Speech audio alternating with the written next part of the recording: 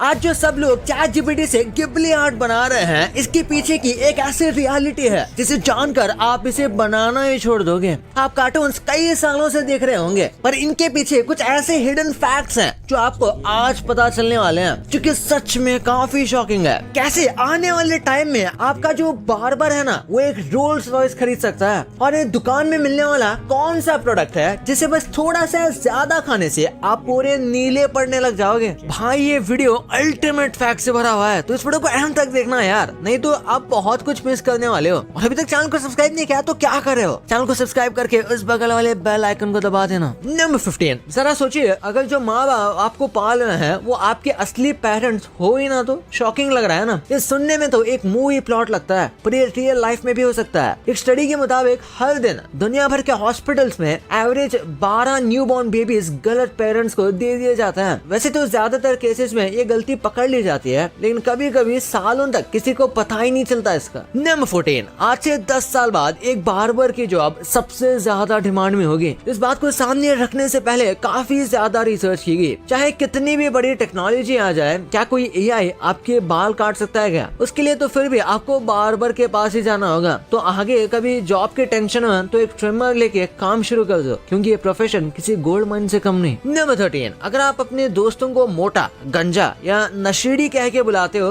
तो शुक्र मनाओ कि आप इंडिया में हो, वरना यूके में तो इतने में आपको जेल जाना पड़ जाएगा। दरअसल यूके ऑफिशियल्स ने कुछ दिनों पहले अपने सिटीजन्स के लिए ऑफेंसिव वर्ड्स की लिस्ट निकाली है, जिन्हें पब्लिकली किसी पे इस्तेमाल करने से आपको जेल हो सकती है। और इन ऑफेंसिव वर्ड्स की लिस्ट में सबसे ऊपर है अल्कोहलिक और फैट। नंबर 12, अगर आपको लगता है कि सिर्फ स्मर्फ्स और अवतार के कैरेक्टर से ब्लू हो सकता है, तो जरा सोचिए दोबारा। अगर आपने हद से ज्यादा ब्लू M&Ms खा लिए तो आपकी स्किन टेम्परेरी ब्राइट ब्लू हो सकती है। इसके पीछे की वजह है M&Ms में पाए जाने वाले फूड डाई, जिसे ज्यादा कंज्यूम करने पर बॉडी वो अब्सॉर्ब नहीं कर पाती और स्किन पर इसका इफेक्ट दिखने लगता है। हालांकि बाद में ये कलर अपने आप गायब भी हो जाता है। नंबर 11, क्या कभी आपने नोटिस किया है कि मेल बिल्लियों की टेल्स ज्यादा लंबी होती है? मेल कैट्स की average tail length female cat से थोड़ी ज्यादा होती है। ये डिफरेंस जेनेटिक और बायोलॉजिकल फैक्टर्स की वजह से होता है। वैसे टेल्स का काम सिर्फ बॉडी बैलेंस रखना नहीं, बल्कि कम्युनिकेशन और बॉडी लैंग्वेज का भी एक इम्पोर्टेंट पार्ट है। बिल्लियां अपनी टेल से अपने मूड का सिग्नल देती हैं, जैसे अगर टेल हिल रही हो तो या तो वो एक्साइटेड है या फिर गुस्सा। नंबर 10, अगर आपने नोटिस किया हो तो आपको पता लगेगा कि जो मैचेस इंडिया के बाहर किसी भी देश में खेले जाते हैं, उसके पिक्चर्स हमें जितने क्लियर दिखने को मिलते हैं, उतने क्लियर पिक्चर्स यहाँ के मैचेस में नहीं होते। बहुत से लोग सोच रहे होंगे कि ये डिफरेंस कैमरे में यूज किए जाने वाले लेंसेज की वजह से होता है, लेकिन एक्चुअली में ऐसा है नहीं। ये डिफरेंसेस कैमरा क्वालिटी की वजह से नहीं है, बल्कि एयर क्वालिटी की वजह से है। अब इसी पिक्चर को देखिए, एक पिक्चर ऑस्ट्रेलिया के एडिलेड की है, जहाँ का AQI है 9,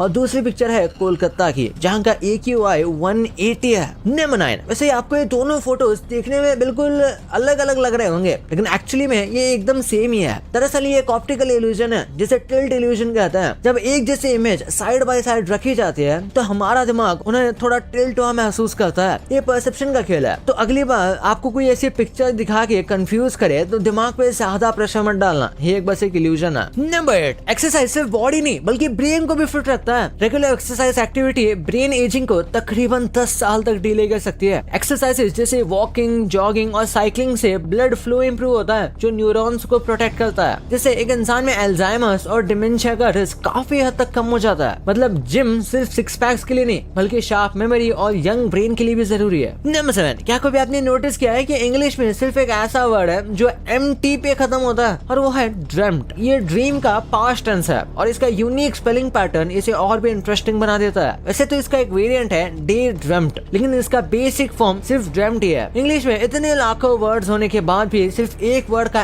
ऐसा होना काफी सरप्राइजिंग है ना। नंबर 6, आपको शायद लगे कि आपके पिंकी फिंगर यानी सबसे छोटी उंगली किसी काम की नहीं होती, पर असल में ये आपके हाथ की स्ट्रेंथ का लगभग 50 गुना कंट्रीब्यूट करती है। जब आप किसी चीज को जोर से पकड़ते हैं तो आपकी पिंकी फिंगर और रिंग फिंगर मिलकर ग्रिप को स्टेबल और स्ट्रॉन्ग बनाती है, और अगर पिंकी फिंगर ना हो तो आपका हाथ उतना मजबूत नहीं रहेगा और चीजें उठाना या पकड़ना मुश्किल हो सकता है। ये छोटी सी उंगली भले ही छोटी दिखती हो, पर उसका रोल बड़ा होता है। नंबर 5, आपने हर गाड़ी में लेफ्ट और राइट इंडिकेटर्स देखे होंगे। जरा सोचिए अगर किसी कार को यू टर्न लेना हो तो उसे कितनी परेशानी होती होगी। चाइना ने इस प्रॉब्लम का सोल्यूशन पूरी दुनिया को दे दिया। वहाँ के कुछ कार्स में लेफ्ट और राइट इंडिकेटर के अलावा अब एक यू टर्न इंडिकेटर भी आना शुरू हो गया है। रोड सेफ्टी के हिसाब से ये फीचर काफी ज्यादा यूजफुल है। अब देखते हैं कि ये टेक्नोलॉजी बाकी के कंट्रीज में कब तक पहुंचती है। नंबर 4, आपको क्या लगता है दुनिया का सबसे रिस्की प्रोफेशन कौन सा है? इससे पहले कि आप कुछ बोले, आप इस आदमी को देखिए। ये आदमी प्रोफेशन से ट्रेन कपलर है,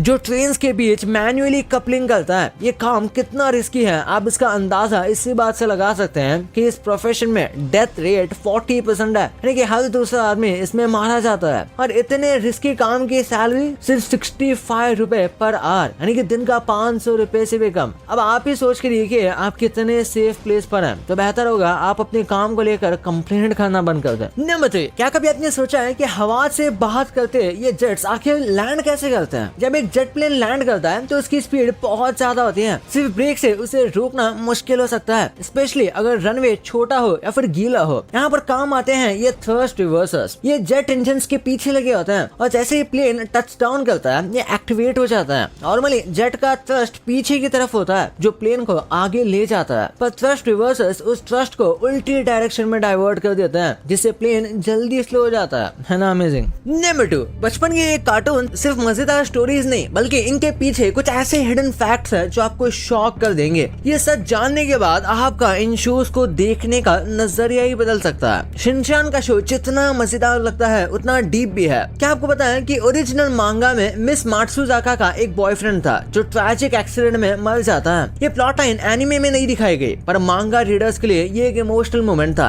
ऐसे ही परमन के मांगा में एक शॉकिंग रेवलेशन होता है जो एनिमे में कभी दिखाया ही नहीं गया। पाको एक्चुअली एक एलियन नहीं बल्कि एक इंसान होती है जो एक सीक्रेट मिशन भी होती है। इस ट्विस्ट ने मांगा रीडर्स को सरप्राइज कर दिया था, पर एनिमे ऑडियंस को पता ही नहीं। और वैसे तो हागेमारू की फैमिली की कंजूसी फेमस है, पर मांगा में ये और भी एक्सट्रीम लेवल तक दिखाई गई थी। एक वर्जन में हागेमारू के पेरेंट्स पैसे बचाने के लिए टूथपेस्ट को पानी में मिलाकर यूज करते थे। ये सीन्स इतने ओवर द टॉप थे कि एनिमे में सॉफ्ट वर्जन दिखाया गया। और वैसे ही लकी मैन का एक ट्विस्ट है जो मांगा रीडर्स को ही पता है। एक्चुअली इसकी सिर्फ लक तब काम करती है जब वो किसी और के सामने होता है, मतलब अगर वो अकेला होता है तो वो एक नॉर्मल आदमी जैसा वीक ही हो जाता है। नंबर 1, स्टूडियो गिबली की फिल्म्स का एक अलग ही लेवल का चार्म होता है। कोजी वाइब्स, ब्यूटीफुल एनिमेशन और एक ड्रीमी दुनिया जो हर किसी को अट्रैक्ट करती है। पर जो ट्रेंड आजकल सोशल मीडिया पे चला है वो शायद उतना इनोसेंट नहीं जितना दिखाई देता है। स्टूडियो गिबली के को फाउंडर हायायू मियाजाकी खुद इस ट्रेंड को पसंद नहीं करते। उनका कहना है कि उनकी फिल्म सिर्फ क्यूट विजुअल्स के लिए नहीं बल्कि डीपर इमोशंस और रियल लाइफ स्ट्रगल्स को डिपिक्ट करती है। उनका मानना है कि लोग सिर्फ विजुअल से अट्रैक्ट हो रहे हैं पर असली कहानी और इमोशंस को इग्नोर कर रहे हैं। एनिमेशन सिर्फ एस्केपिज्म नहीं होना चाहिए बल्कि एक रिफ्लेक्शन होनी चाहिए सोसाइटी का।